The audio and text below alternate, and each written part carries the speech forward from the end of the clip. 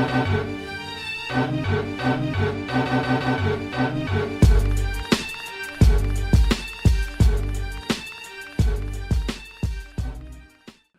up, and welcome to Throwback Hoops. My name is Rob Clayton, and today I'm joined by the birthday boy himself, Woody V. Good to be here, Robbie. Another year in the books. That's it, mate. A little bit less low key than last year, right? With the massive 40th birthday do you had, but I see you've got the fly haircut though. You've managed to take care of that, right? Definitely, man. Yeah, New Year. Show that off. It's very rare you're not wearing a hat for the show, Wood, but I'm appreciative you got the nice haircut. How's your birthday been before we get into things? Trying to keep it simple, man. Like it's obviously a somber time, so there's not much to go and celebrate and have a big birthday. I mean, last year we had that for Dad, which I'm really glad. So it's a quiet one. Dinner with Rachel tonight, and went to the Kings game yesterday. Unfortunately, the Kings didn't give you a birthday present there, so we'll talk about that one later. But well, before we get into it, just a reminder to please make sure you like, rate, and subscribe on YouTube or wherever you listen to your podcasts. We really appreciate that. And as always, Woods, we'll start off with some jerseys. So I think you're rocking a brand new one there, right? Definitely, just got it yesterday, man. So I'll just stand up. Woods is standing up, rocking the Kings, number 34. Nice, I like it, Woods. Give me a good pronunciation even of his name, because I feel like I butcher it when I try and do it. Leaupepe? Yeah. What nationality is that? That is. Well, I'll just go into a little bit of his background. Keli Leaupepe is a forward, 246'6". So he's a big boy, right? Actually, he was a senior at Box Hill College, where my auntie actually is a teacher. So, he's gone through a system there where I think Venky Joyce went there. Ben Simmons might have gone to Box Hill as well. So there's been quite a few basketball, prodigies coming out of Box Hill. And he had a 5-year career with LMU, where he, achieved a lot. I mean, the 5 years, it's rare that you see people stay the 5 years. Obviously, with that COVID year, a lot of college students ended up staying the 5, where he gradually built over time. The Kings had their eyes on him for the last few years, and he's a rookie this year, a crowd favorite, someone who likes to play with a bit of heart and passion. And within a few games, he's the Sydney public have really warmed to him. What have been your initial thoughts about Keli Leaupepe and what he brings to the table? Well, firstly, he's going to definitely have that cult hero status, isn't he? I mean, even just watching with my daughter yesterday, she was like, wow, that guy. Like, I've never seen a guy with that body shape, playing. I think, look, it's great that he started. I think he started every game as well, right? Since he's been in there. Definitely a smart player. It's very evident there. I like sort of the off the ball and things that, maybe don't show up on the stat sheet, the screens, just switching, onto someone else's defender and stuff like that. Probably needs to work on his dribbling a little bit. I've seen he sort of drives in. He's a little bit sort of unsure of himself. By all accounts, he's a good shooter. Don't know that we've fully seen that yet, have we? Look, he shot 38% in college from 3, right? In 1 year, he was in the low 40s as well. So he doesn't. It's a set shot. He takes some time to let go of it. So he needs to line it up. It's not a quick release or anything, but he can knock that down. But he's shown some limitations offensively in those first few games. I think he needs to work on certain things there. But as you said, he's a coach's dream. A guy who comes on the floor, gives his all, and as you said, does the things that don't necessarily show up in the stat sheets. Die for loose ball, set screens, be a good teammate. So I'm really excited to see how he develops this year. Yeah. That's a nice looking jersey as well. So that's obviously this year's one, right? If it's in there. Is that the Hoops Fest one? Because I know it is. So it is. I'm getting the White Hoops Fest one as well with Malawak, actually. Yeah, nice. It's on the way. I always like the random ones there. Nice. I might have to do likewise and get like a Elijah Pepper or some sort of random. Yeah, for sure. Nice. All right. Well, I did think about wearing a Dirk jersey today, given that he's number 41. That's how odd you're turning. But I decided against that because I have rocked Dirk a few times. I reckon you're going to love this jersey. So if you don't know who it is yet, I'm going to show you who this one is, right? Yep. So Robbie's wearing the New Orleans Adidas David West jersey. Awesome. An awesome jersey, man. I have this one? I don't think I knew you had it, which is It's awesome. really nice colours, I've got to say. First thing I got this out, I'm like, I love the colours on this jersey there. So I'll just tell a little bit about it. So someone that always seemed a bit underrated in my mind would. So Yep, it's for a sure. white New Orleans Hornets David West Adidas jersey. So West was drafted out of Xavier at pick 18 in the 2003 NBA draft. You know a bit about that draft, do you, Woods? Oh man, 2003. So hectic. it's Yeah, arguably yeah, the best ever yeah, NBA yeah. draft. There's a few ones to compare. I just went into the Wikipedia and just went down that draft order. It's an amazing draft class there, so I recommend people look at that. There's quality players in the second round. As I mentioned, West himself was pick 18 there. So and he went on to play with New Orleans, Indiana, San Antonio before finishing with the Warriors, where he helped the team to win 2 championships. He'll be well remembered for forming a great duo with Chris Paul. Was also a 2-time All-Star in 2008 and 2009. So all up, West played 15 seasons. Interestingly, Woods, he was never traded, which is pretty cool. So he never got that phone call to say he was traded. All the moves that he made were all free agent moves there. Ring chasing, you mean? Pretty much. There's a At bit the of end. that going on. Yeah, well, it's going to show on the resume, right? 2-time Yep. champ. And you wonder why more people don't do it. So yeah, basically he's now 44 years of age. So he's the COO of the Professional Collegiate League, which on their website is described as their motto is kind of to enable athletes to benefit directly from their talent, marketability, and hard work by offering an education and compensation. So that's kind of what Mr. West is up to now. So what were your memories of the man they called the 17-foot assassin, Woods? Look, I just remember that duo with Chris Paul and Jamal McGraw was also, the third act on that team. I've actually got that jersey, Jamal McGraw, the away one, right? Yeah, I just remember him coming out of nowhere. It was most improved player, was he that year? That first year that he I broke? don't think he won an MIP. No, he was very close though. He went from like 6 points a game to like 17 or 18 the next year, playing alongside Chris Paul, and like out of nowhere, that duo became very threatening, and I'm surprised that Tyson Chandler came a little bit later and things changed and the New Orleans team kind of dissipated, right? Yeah. He always kind of played that enforcer role too. He had a mean sort of scowl on him, didn't he? He was a big unit there. Look, wasn't an above the rim player by any means, was he? He was known for having that, like they called him the 17-foot assassin there. Yep. Had a very well-rounded game, didn't he? He was a smart passer. Just had that real high basketball IQ there. So, look, it's he retired 5 or 6 years ago. I think it's someone that does get forgotten about a little bit, Woods. As I mentioned, 2-time All-Star, 15-year career, 2-time NBA champ. So you can't ask for much of a better career than that, can you? No, you can't. And if you look here, I'm just bringing this up for you. So in 2004-05 with the Pelicans, right, he played 18 minutes a game. He averaged 6.2 points per game, right? Yeah. The next season, 2005-06, when him and Chris Paul really started to get it together, 34 minutes a game, and his scoring average went up from 6 to 17 points per game. So we really saw that lift that year. And that was a fun team to watch, I remember. Was Chandler on that team as well with them for a little while? Yeah, I think he was. I can picture him wearing that jersey. Okafor maybe as well for a little while. Yeah, possibly. Yeah, it's interesting to hear, obviously, the New Orleans Hornets as well. It's sort of, I always find that a bit confusing, because, the Charlotte Hornets and New Orleans Pelicans, sort of how that all sort of worked Well, they've out done the there. right thing. The Hornets belong in Charlotte, right? That's right. Yeah, and maybe something will happen similar if Seattle get a team that I believe all their past sort of history will go back to that, and OKC will kind of start afresh there. Because I don't think OKC, for example, wants to be associated with Seattle. They kind of want their own thing. Woods, if I had an alarm or a bell or something like that, I'd sound it off because we've got a new segment alert right now, right? So, look, I decided with this pretty crazy basketball card collection I've got, I'm going to show card of the week, right? So I'm going to do that each week after the jerseys. Didn't know where to start today. It's pretty hard to sort of pick. Did you tell me about this? I did tell you about this. Of course you did. I just what I thought I'd do, so the card, and look, there could be anything. I could be showing a Garrison Matthews card, or I could be showing a LeBron James rookie card. It's all sort of just if there's a little story there. So the one I'm rocking this week, and I'll just show you what I'm showing this week. I'll just show you this one here. So as you can see, it's a very special signed card there by my 2 favourite ever Hawks in Dominique Wilkins and Josh Smith. So it's a Topps 2007 luxury box, dual auto, dual relic card. So as you can see, it's got a game piece of both their jerseys there, and it's signed by both of them. So really nice card. I got this about 10 years ago. It's number 29 of 79. So only 79 of them ever made there. And yeah, just really like this one. There's not a lot of cards that are signed by both Josh and Dominique. Signed by both, and it's also got those relics there. That's a pretty special one for me there. So that's in my special cupboard upstairs. It's not even in this room where I keep most of my cards. So what are your thoughts on the first card of the week anyway? I'd like to get the public's thoughts, right? So when we post our jerseys every week, I think I'll post the card as well Yeah, and throw it out there. I'll tag the Atlanta Hawks, and then maybe the public can give their thoughts. But I mean, for you to have two players from two separate eras from your favorite team yeah.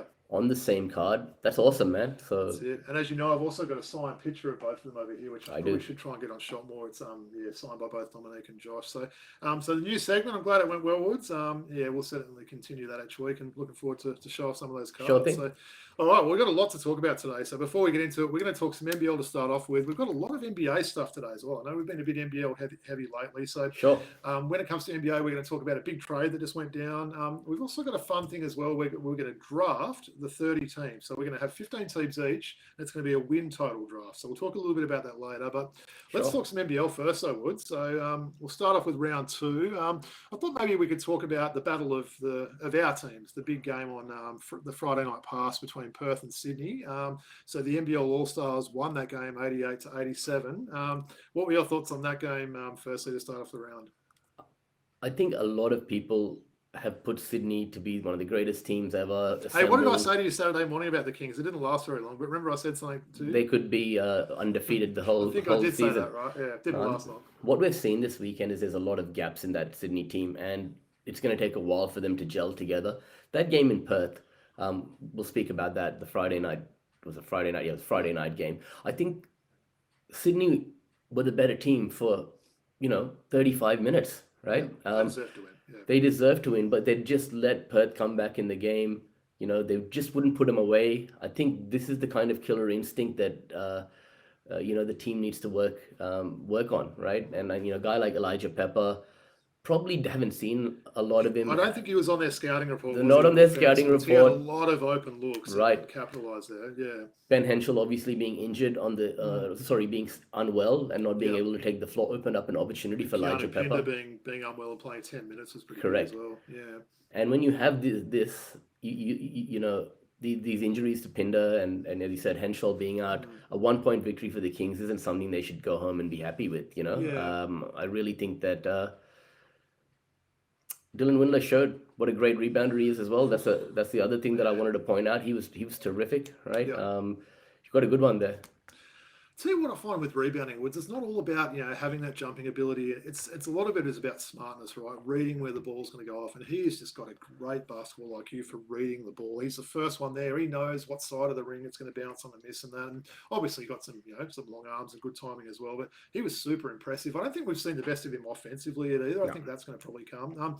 Did Leaupepe? I had a few little reminded me a little bit of DJ Vasiljevic. I've got to say, some of the part of the way he played there was a few little sort of comparisons there. But yeah, it was a funny one. Bryce didn't really get going. Full credit to Bull Qual's defense. That guy would be he'd be a bugger to play against, wouldn't he? He's one of those guys, he does it all very fairly as well, which is almost more annoying. He doesn't, he talks a little bit, but not much. But he's just in the player that he's guarding's grill the whole game there, like breathing on him, everything else like that.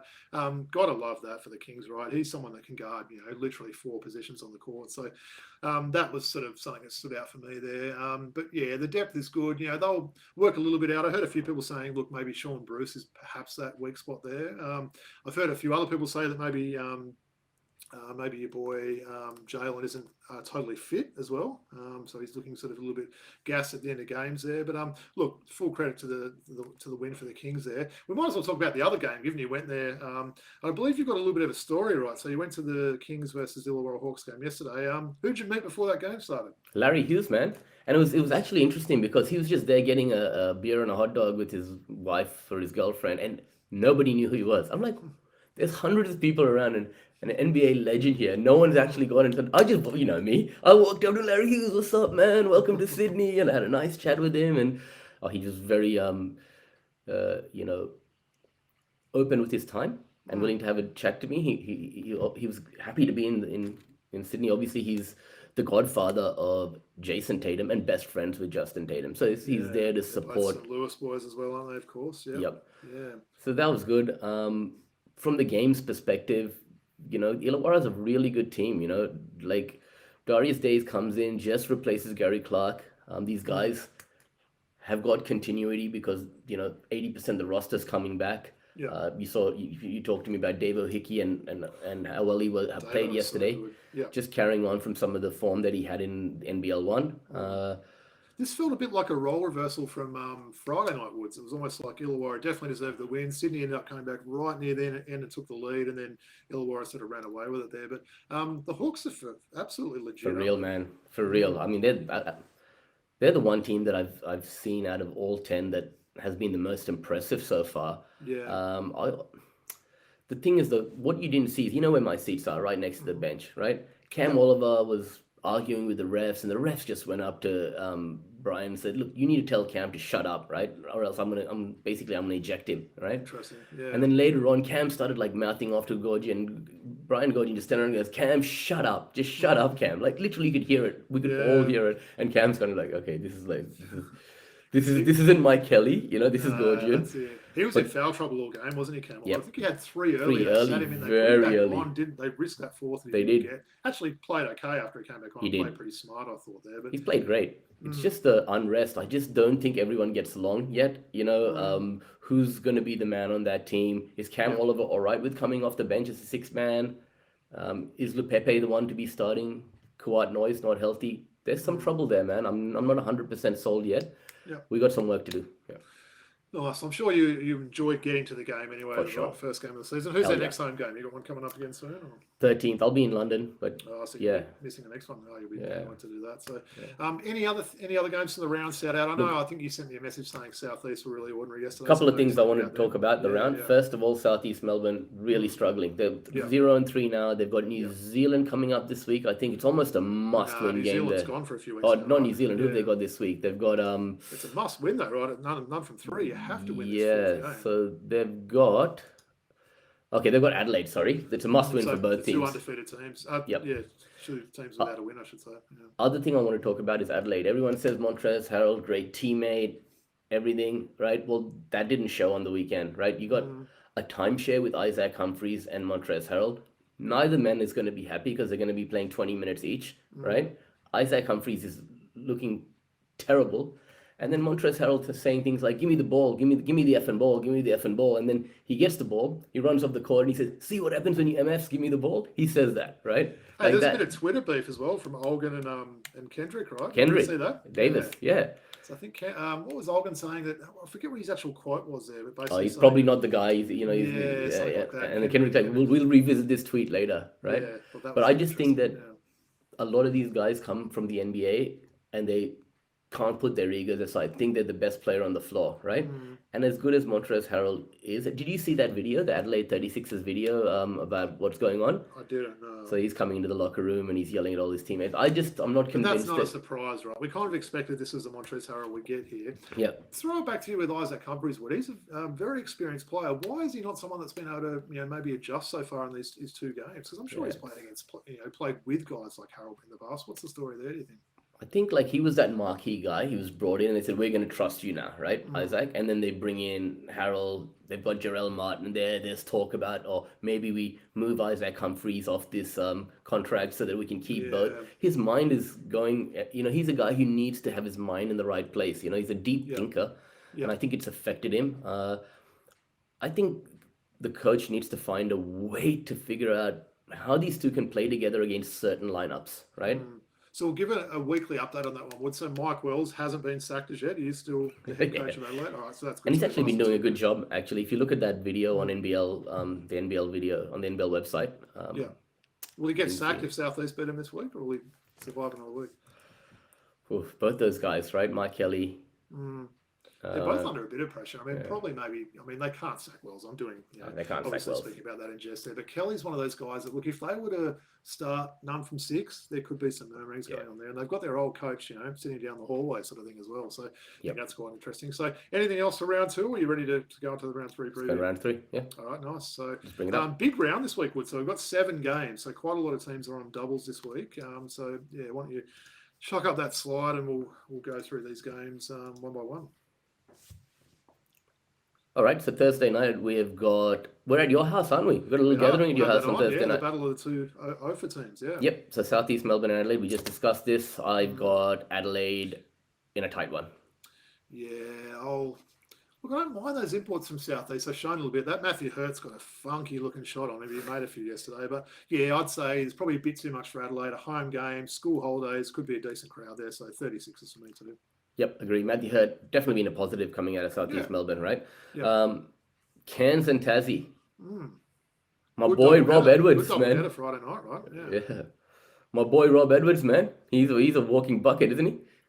Mate, he's a tank as well, that guy. No, he's looking good, isn't he? So, yeah, there's some decent players in this team. Sam Wardenberg had a cracker of a game last week. Sort of got back to that form he had a couple of years ago. Maybe it's a bit more less spots for him. You know, he was in the rotation with some other big guys last year. So that was a good sign for them. But, yeah, look, I'm going to say Tassie win this one. They obviously came off a really big win against Melbourne there. I like some of the stuff they did. Will Magnay's in some really good form. Yep. That'll be a good matchup, actually, Australia versus New Zealand in that one there. So I'm talking, of course, Will Magnay and Sam Wardenberg. So I'll say Tasmania will win this in a close one. This could be a pretty good game. Really good game. I'm excited to see that. All right, Perth United. Game of the round. Yep. I would say so. Yeah, tough one. Look, I'd like to hear what the deal is with Henschel and Pinder, if it was just some sort of illness and they're back there. Jack White, I thought, was really good in that loss against Tassie there. Still something I'm not totally sure of with Melbourne there, Woods. No, I agree. Maybe it's just the not having sort of the class of imports that some of the other teams got. Obviously, they're loaded with local talent there. But look, I have to back my Wildcats in this one. Expecting a good one, I'll say Wildcats in a tight one. Yeah, I'm going to go with you on that as well. You'll hopefully have your injured and unhealthy players back. Melbourne United really looked poor in their last game, right? Yeah, so yeah. I'm going to go Perth. I'm with you. All right, cool. Let's move on. Illawarra at home against Adelaide. So as you can see, a lot of teams with doubles this weekend, right? So Illawarra's just got the one. So look, I expect Illawarra. So that'll be 4-0 if they win this one, right? They're 3-0 at the moment. Yep, correct. So I'm with you. I expect they'll win this one. So it just shows you how big that game is for Adelaide on Thursday night. If they drop that one to Southeast and have to go to Illawarra, they could be in a big hole. But yeah, Illawarra for me to continue their win streak. Yep, I agree with you. Brisbane and Sydney.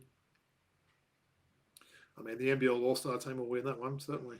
Yep. What are your thoughts on Brisbane's imports so far, Woods? Yeah, so I'm really, really concerned about James Bateman, right? And everyone has been saying that he should get cut. He'll be the first import cut. I mean, this guy has had a storied career. He went to LMU as well with there was a crossover there with Keli Leaupepe, I'm pretty sure, if I'm not mistaken. Had a storied college career. He was coached by Mark Worthington in college for a little bit. Werther speaks really highly of him. Yeah. And last year in Israel, he was all league, all Israeli first team, right? And that's a really good league. So maybe it's the fit. It's also the coaching staff putting him in positions to succeed. But he looked very timid, didn't he?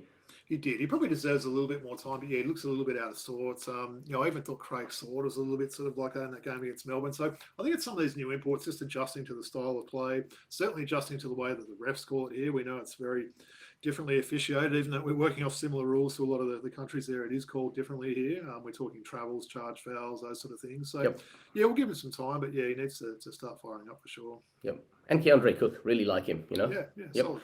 All right, Melbourne versus Cairns at John Cain. So, like, we've got double headers the whole weekend, isn't it? So, double header Friday, Saturday, and Sunday. So, that's going to be fun to watch. Yeah, look, I'd say Melbourne will bounce back, especially if they do lose to Perth there, and they'll get that win at home there. Yep. Agree. And Tanner Groves, that's that you're talking about Sam Wardenberg and foul trouble. You were saying Cam Oliver was in foul trouble yesterday. Well, Tanner Groves got 3 fouls in like 2 minutes, right? And that allowed Sam Wardenberg to play a lot. So I think they're going to need both Groves and Wardenberg against United, which have Marcus Lee and Rob Lowe there. So let's see how that plays out. Okay, and I'd probably say this might be the game of the round. Actually, possibly. I think Friday maybe still a bit more. I mean, Perth are getting on the plane for the first time, aren't they? Their first game where they're travelling for the weekend. This is a tough one, isn't it? I don't like backing another team that's playing Perth, but I might say Tassie at home. They look really good, didn't they? And my state arena there, they've got a great home court advantage. So I'll say Tassie might get this one. Yep, I'll agree with you. And the 2,000 people on a waiting list just to get a ticket to a Jack Jumpers game. Can you believe that? They need to always start building a bigger stadium, don't they? If they could always double their stadium and probably still fill it the way the popularity is growing there. They've got a really strong support base, and it's a good sort of 6-man for them, isn't it? Oh, definitely. Nice. All right, that was fun, Wood. So yeah, loving the NBL's back on now. As I mentioned, double headers all the time. We got a game on Thursday night that we'll be watching together at my place, playing some NBA Jam or some NBA hang time and stuff as well, Woods as well. So Yep, nice. Looking forward to that. Celebrate your birthday as well. So, all right, well that's sort of the NBL for another week. But geez, we've got some NBA to talk about. I had to adjust this run sheet yesterday after you sent me a message, or was it on Saturday actually?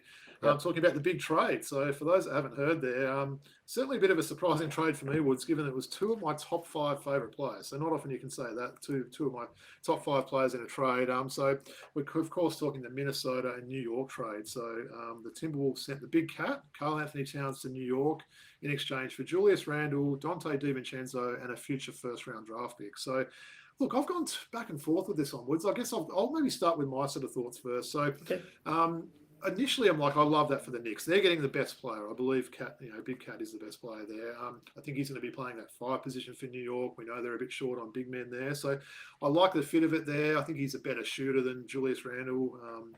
I think he's probably consistently a better outside shooter there. So I do like that there. I think it's going to be interesting to see how he handles the big stage. He's probably one of the longest tenured players, I would have thought, after someone like Steph Curry playing for his team there. I mean, he's been there a long time. Perhaps not getting that media attention in Minnesota if things don't go well. So that's going to be a bit of a change for him. You can see those frontline headlines in the New York Post, if stuff goes wrong, which they love to do there. So I'm liking that there. Surprising in the fact that I guess that New York broke up that Villanova or the Nova team before it even started really. So we know they got Bridges in the off season. DiVincenzo, by all accounts, wasn't happy there, which I found interesting given he was playing with all his mates. So I wonder if that was he wanted more minutes there. He had a really good year last year, really efficient 3-point shooter. And Julius Randle's perhaps the biggest asterisk there, isn't it? He hasn't shown that he can sort of be healthy the last year or so. He's a multiple All-Star. He's a really good player.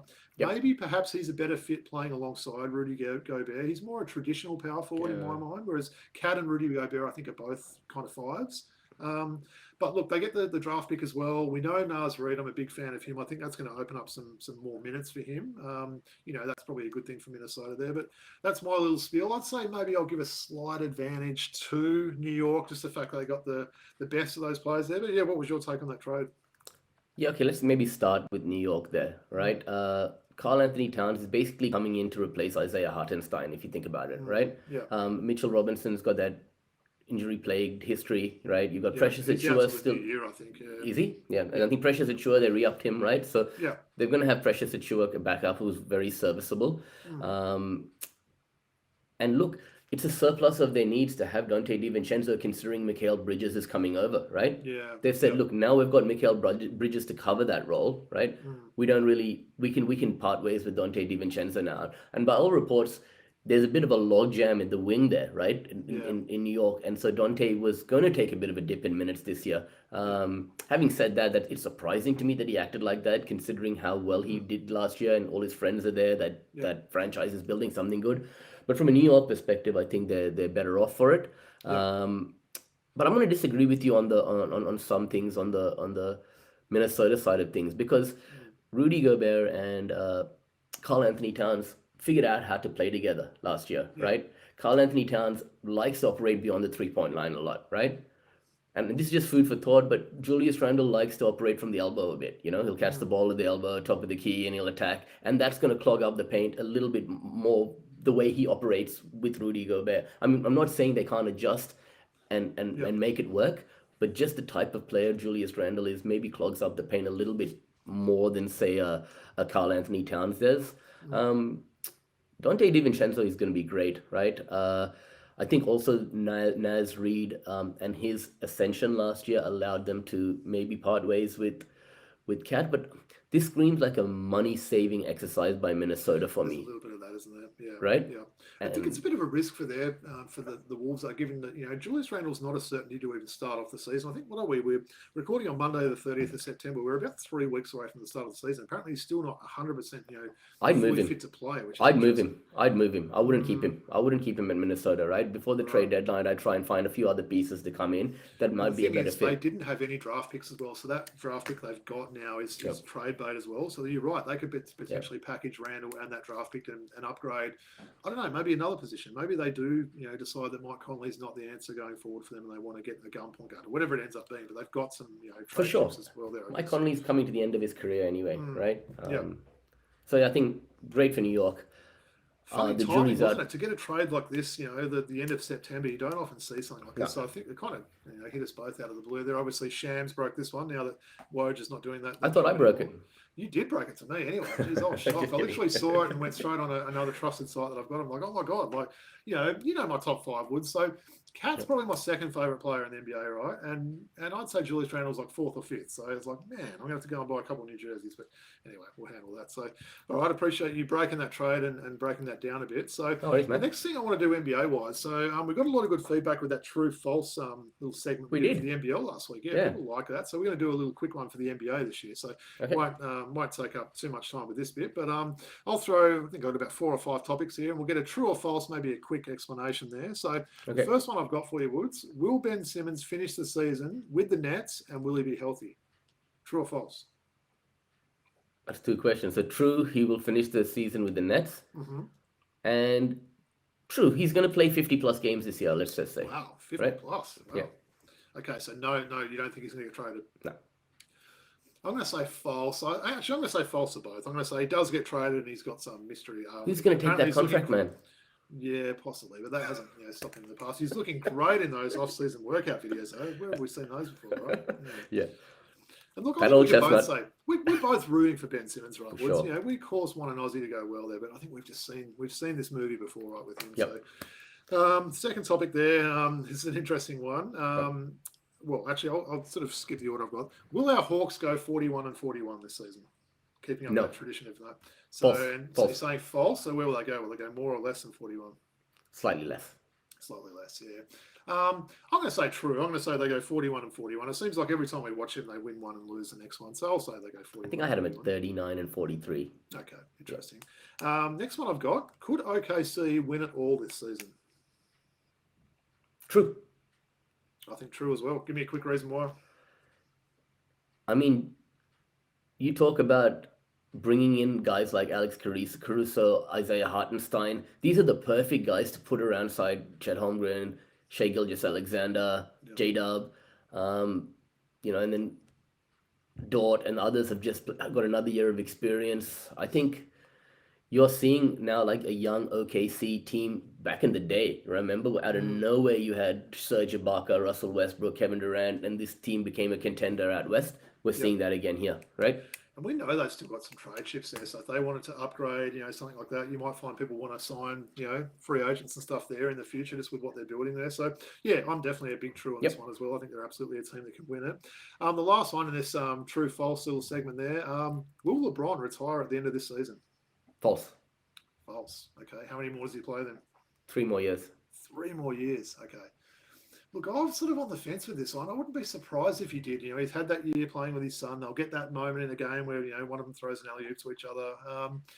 I'll probably say false because I think he might play 1 more year after this. But, yeah, I don't think he's going to be around too much longer. But, yeah, interesting. My thinking is that Bronny is much better than people give him credit for. People say Bronny's not an NBA player. He is. He's just going to take a while to develop. He's going to be stashed in the G League, barely come up to the Lakers for this year, probably not even next year. But in that 3rd year of his rookie contract, he'll play meaningful minutes.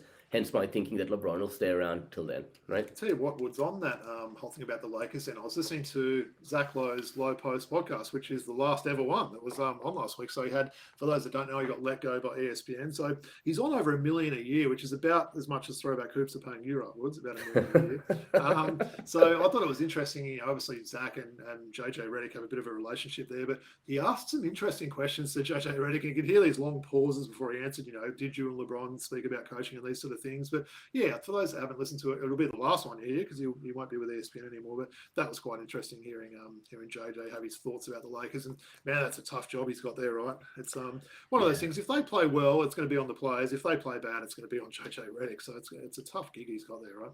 Oh, absolutely. I mean, any of those big market teams, LA, Chicago, Boston, New York, you're going to have a lot of eyes on you as well. You got to remember that, right? And the media is much less forgiving in those big markets, right? No, definitely. All right, well, so I'm looking forward to this, right? So we've given you each done a bit of homework this week. So we're doing something different, as I teased at the start of the show. So this is actually inspired by our boy Brian Windhorst and the Hoop Collective podcast. They've done it the last couple of years. So they do essentially a draft there where they draft each NBA team Yep. So for those that don't know how it works, we're going to draft each team, 30 teams, we're going to have 15 each. At the end of the season, we're going to add up the win totals for those 15 teams. Whoever gets the highest wins there. So we don't know each other's picks there. There could be some interesting ones that we don't know. One thing we've got to do, Woods, is work out who's going to go first. So I've got a little Google thing in here. So I'll ask it. Hopefully if it doesn't work on sound, we'll get an answer anyway. Do you want to take heads or tails? Tails never fails in New South Wales, brother. Tails. All right. Hey, Google, toss a coin. It landed on heads. Did you hear that? I heard it, man. Heads. All right. So number one pick for me. All right. That makes it easy. So you're going to keep a little bit of a record of this, right, Woods? Yep. So we know who we picked. All right. Looking forward to this. So I've got our big board ready. Look, it came down to two teams for me for this number one pick, but I am going to go the Celtics again. They, of course, had 64 wins last year, which was 7 in front of a couple of Western Conference teams. But Boston, for me, I have a feeling I might know who you're going number 2. Yes. So let me just double check. With the number 2 pick, I am going to take who we just spoke about. Okay, Casey. Right. Yeah, that would have definitely been my number 2 as well. They're a team that I think's built for the regular season, right? Yeah, OKC, for sure. They've got a lot of young talent there. They won't be, resting people like perhaps some of the other teams. well, we saw that last year, right? And I think, yeah. Quite funny. The teams I've got at 3 and 4 here were the 2 teams that we talked about in that trade. I'm going to take the Knicks as my second pick here. Right. Okay. So I think they're going to have a pretty solid regular season team. Maybe going on a little bit of a limb there. Last year they won 50 games there. So I'm expecting them probably to increase that maybe to 54, 55 around that. But I think they could do it. So yeah, New York for me. Yep. And obviously the notable additions: Mikal Bridges, Karl Anthony Towns, and we've got Ariel Hukporti. Ariel Hukporti, yeah. Alec Burks, Isaiah Hartenstein, Shake Milton, and Bogdanovic have left, but that team looks good. All right, you got the Knicks at 3. I am going to go the Dallas Mavericks at 4. Yep. And Klay Thompson via sign and trade. Najee Marshall is a nice little pickup via free agency there. Yep. Dallas is going to be elite amongst the offensive teams, and they're going to be even better now that they've got Klay Thompson alongside Luka Doncic and Kyrie Irving. So that's my thinking there. Plus you've got that full season, Woods, of a defender like Daniel Gafford that they picked up late last year. Absolutely. So they've got him and Lively to sort of shore up the middle. We know Klay can still defend a little bit. He's not quite the defender he was. So I like that one, actually. That probably would have been one of my next few picks. So you're tipping an increase on their regular season wins from last year there, obviously. I am. Yep. All Okay. right. So that was pick 4, right? So Yep. pick 5. Look, I'm going to go Minnesota. They slid down probably 1 on my big board there, so I'm going to take both those teams in that trade there. I do like them as a regular season team. I think I was still under the radar a little bit last year. They won 56 games, Wood, so they were actually 4th last year, so 56 and 26, which is pretty remarkable there for the T-Wolves there. So I'm going to say they finished with probably a similar record there. A lot will maybe depend on some health with guys like Gobert and Conley, some of these veterans there, but I don't see any reason why they'll drop below that. So yeah, Minnesota's my pick there. Right. Yeah, I had them a bit lower than that, but not. So pick 6 we're up to now, right? Okay. So, right, let me just double check this. Obviously, quickly, Minnesota, we talked about some of their additions, potentially Julius Randle, Dante DiVincenzo, and our very own Joe Ingles, right? That's right. All right, I'm going to go with the Milwaukee Bucks, all right? Ooh, we've got a big team sliding here, don't we? Okay, so Milwaukee. So why do you think they're going to go this spot? I think having one more year in, Damian Lillard wasn't really healthy all of last year, right? We're going to get him with a full preseason. We're going to have Taurean Prince joining and Delon Wright. These are 2 really good additions. So all-star year for Taurean Prince, perhaps? Or maybe he might make it this year? But these are the kind of guys you want to put around Giannis and Damian Lillard, right? Guys who are great role players. And I think Chris Middleton was really not himself for most of last season. From all reports, he's healthy and ready to go. This Milwaukee Bucks team. Well, I don't know about that. He's just had ankle surgeries on both ankles, but yeah, I mean, I think he should be right for the start of the season. I think he started for the regular season. He did have those surgeries early, so hopefully. And I don't know if they were major surgery. I think some sort of revision and clean outs to the surgery there. So that's our first real one we've differed on there, Woods. I think I have Milwaukee about 5 spots below on my big board there. So this is why I like this. Obviously, we don't know who we're going to pick there. So. All right, so this is so we've done 3 picks each, right? So we're up to pick 7 now. So look, I've got to take Denver here. Obviously, Denver last year had the equal second best record with OKC. They both won 57. worry me a little bit with their bench depth there. I do think, by all accounts, that Westbrook could help this team, and maybe that's me, the Westbrook fan in me there. Maybe he will stink up the place, but look, when you've got Joker on the team, he normally stays pretty healthy. I think they're going to be really good again. Jamal Murray, a little bit of an unknown. I think you might have drafted him in fantasy yesterday, if I'm not mistaken. Yeah, I did. So one of those players that, look, he could bounce back. We've talked about him being close to an all-star in previous years. Will this be the year, or will he show some of that form he showed in the playoffs and in the Olympics there? So I'm pretty happy to get Denver at pick 7 there, Wood. So I reckon that's pretty good value there. I had him at 7 as well, actually. Okay. I mean, I think the reason for me thinking they're going to drop a little bit is you mentioned Jamal Murray, right? And during the regular season, Reggie Jackson was able to log a lot of minutes when he was down and injured. Reggie Jackson's gone now, right? They've lost Kentavious Caldwell-Pope, who obviously is the heart and soul of that team, part of that championship team. They brought in Russell Westbrook. I like Dario Saric coming in, actually. That's a sneaky good little signing there. Yeah. But I can't. And Woods, you're keeping a record of these, right? So when we finish, you're going to be able to read out who we've both picked? Yep. Hell yeah. Living the hell back to you. So, all right, who you got? So this is pick 7, right? Yep. No, pick 8. You've picked Denver at 7, right? Yep. All right, I'm going to take Philadelphia. Ooh, that's who I would have taken next. At 8. Yeah, nice. They've strengthened their team, haven't they, this offseason? Yep. So Paul George, Caleb Martin, Andre Drummond, Eric Gordon, Jared McCain, and Adam Bonner via the draft. Hey, don't forget Reggie Jackson as well, right? Yeah, Reggie Jackson as well. And his glasses. Yep. Oh, that's true. I forgot about that. Yeah. I like that one, Woods. I think they're a team that, obviously a lot depends on MB, but I think they've got a bit more depth. I know you're a big fan of Tyrese Maxey, right? So you're probably expecting him to maybe go up a level again as well. Yeah, for sure. And having Kelly Oubre and Kyle Lowry coming back is going to be good.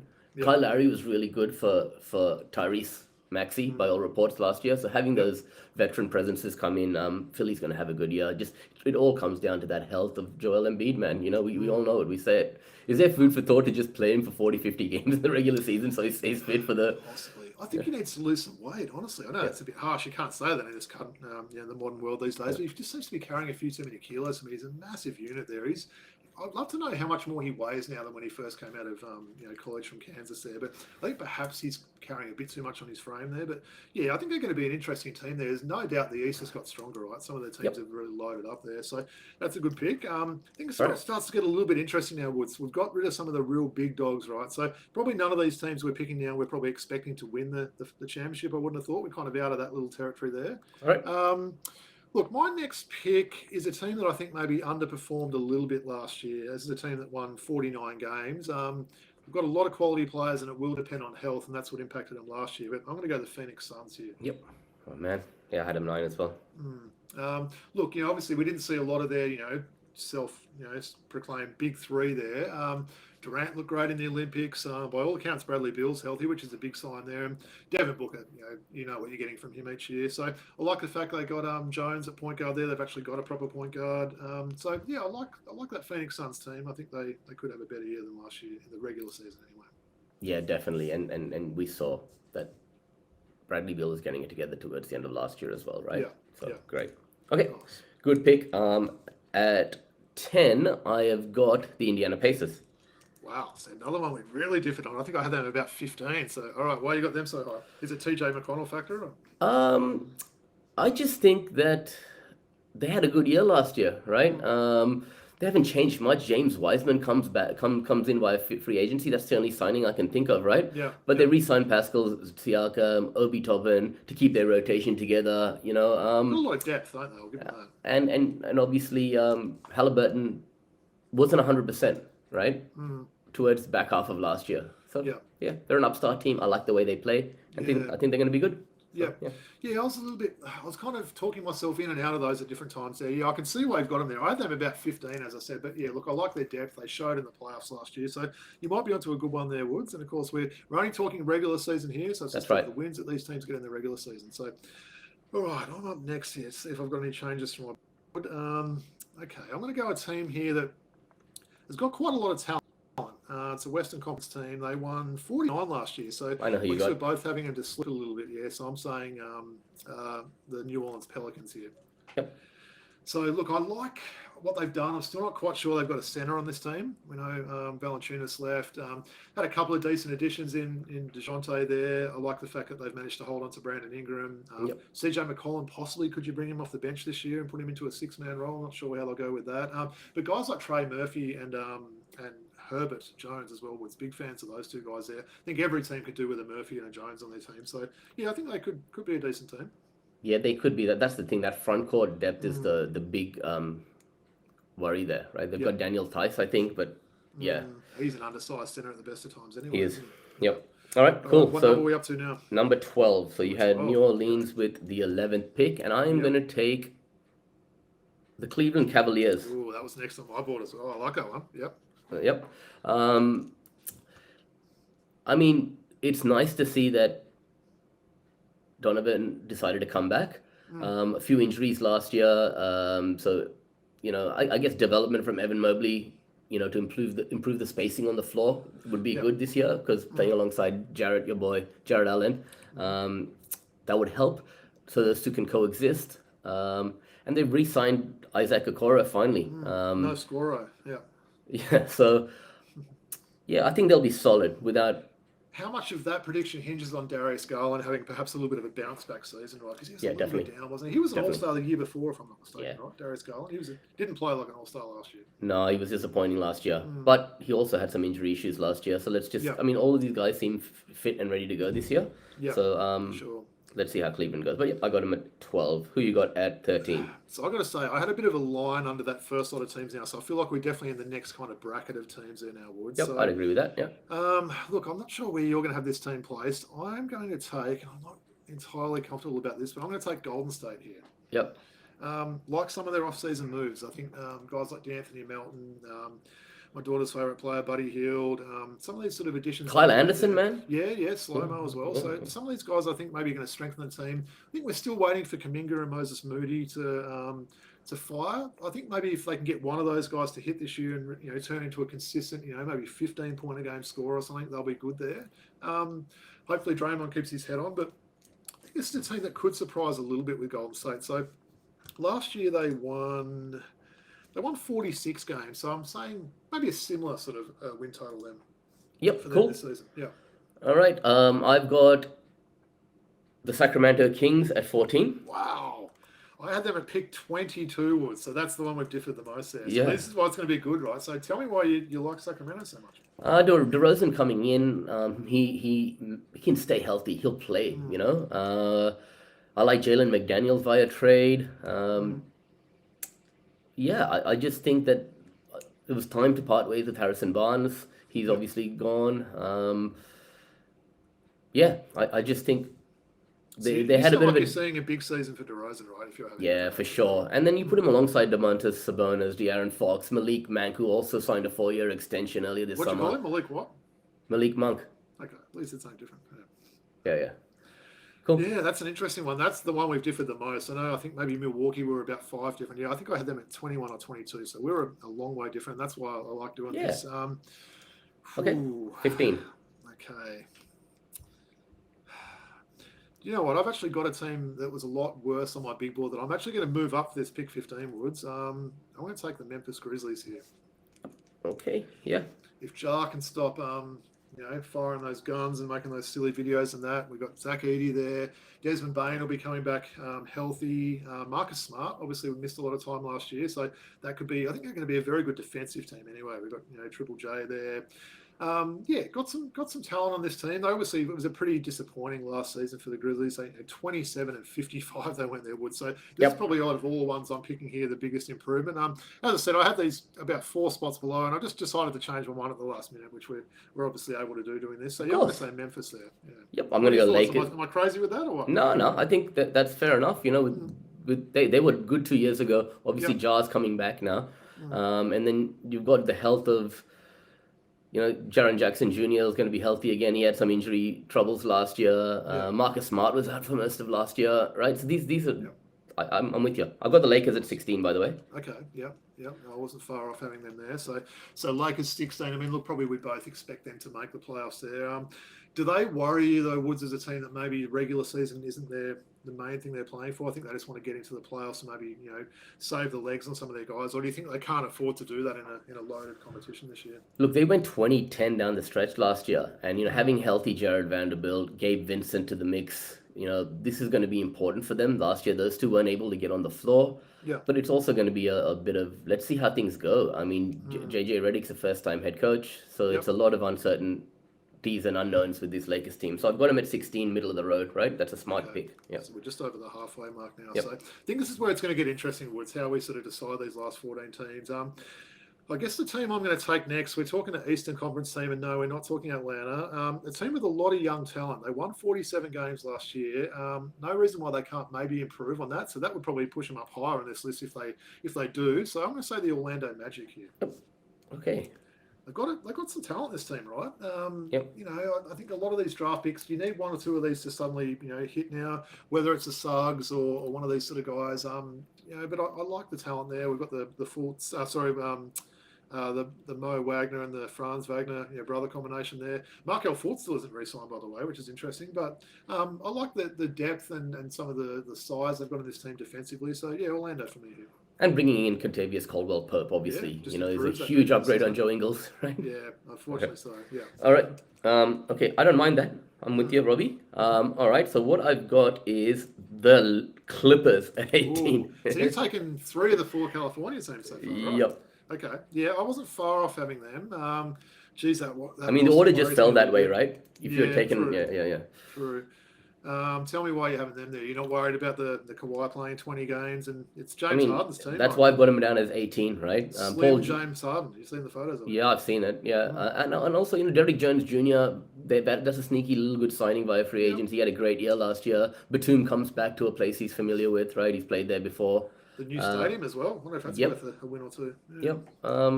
Yep. But yeah, okay. I guess Kevin Porter Jr. That's.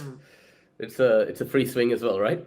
That's right. If you look at the standings last year, Wood, so the Clippers actually had the 5th best regular season record with 51 wins. So that's probably pretty good value there. We are expecting a bit of regression there, but probably not that much. They should still win 45 games around this mark here. So that's not a bad pick there. All right, 19.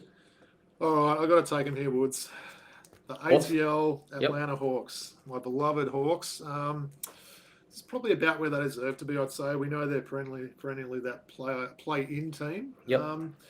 Look, I hope they have a good season. I'm not totally confident there that they're done with their moves. Will they try and finally get rid of Hunter or split up that Onyeka Okongwu and Clint Capella combination there? But hopefully restart Shake and Fire.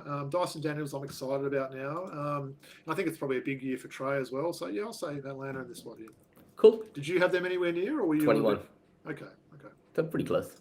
All right, I'm going to go with San Antonio Spurs at 20. Ooh, wow, okay. Yep. So that's, you're banking on a pretty big improvement there, right? So San Antonio last year won 22 games. They were about the 6th worst team there. So 22 games. What sort of win improvement are you expecting him to be where you've got him there then? So like a 10 to 15 improvement? Yeah, I'd say so, something like that. I mean, you look at you could be bringing in a 39-year-old Chris Paul and 32-year-old Harrison Barnes, and you add him to the youngest team in the league. What do you have? You have a couple of veterans who've been there before to show these guys the ropes, right? Yeah. Then you have the development of some of the younger guys, including Wemby and stuff, and that automatically will result in that ascension, I think. So I've got him at 20. Fair call. The next one, I'm pleased to get this one. Young team, lots of talent. I'm not quite sure about how they're all going to gel together, but I like the Houston Rockets here. So Şengün, Van Vliet, Jalen Green.